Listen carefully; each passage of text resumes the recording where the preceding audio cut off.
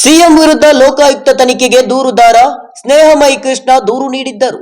ಆದರೆ ಸ್ನೇಹಮಯಿ ಕೃಷ್ಣ ಆತ ಯಾರು ಅಂತಾನೆ ನನಗೆ ಗೊತ್ತಿಲ್ಲ ಎಂದು ಸಿಎಂ ಸಿದ್ದರಾಮಯ್ಯ ಹೇಳಿದರು. ನಾನು ಇವತ್ತಿನವರೆಗೂ ಅವರನ್ನು ನೋಡಿಯೇ ಇಲ್ಲ. ಅವರ ಮೇಲೆ ಏನೇನು ಕೇಸ್ಗಳಿವೆ ಅದು ನನಗೆ ಗೊತ್ತಿಲ್ಲ ಎಂದು ಮೈಸೂರಿನಲ್ಲಿ ಸಿಎಂ ಸಿದ್ದರಾಮಯ್ಯ ಹೇಳಿಕೆ ನೀಡಿದ್ದಾರೆ. ಚಾಮರಾಜನಗರ ಸಾಲ ಕೊಡಬೇಕು ಅಂತ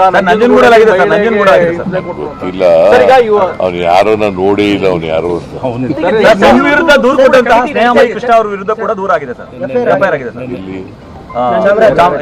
ಚಾಮರಾಜನಗರ ಸಾಲ ಕೊಡಬೇಕು ಅಂತ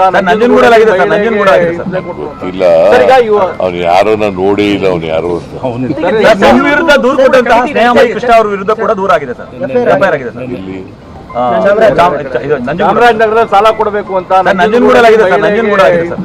ಇಲ್ಲ, ಅವ್ನು ಯಾರನ್ನ ನೋಡಿ ಇಲ್ಲ, ಅವ್ನು ಯಾರು ವಿರುದ್ಧ ದೂರು ಕೊಟ್ಟಂತಹ ಸ್ನೇಹಮಯಿ ಕೃಷ್ಣ ಅವರ ವಿರುದ್ಧ ಕೂಡ ದೂರ ಆಗಿದೆ ಸರ್, ಎಫ್ಐಆರ್ ಆಗಿದೆ ಸರ್. ಇಲ್ಲಿ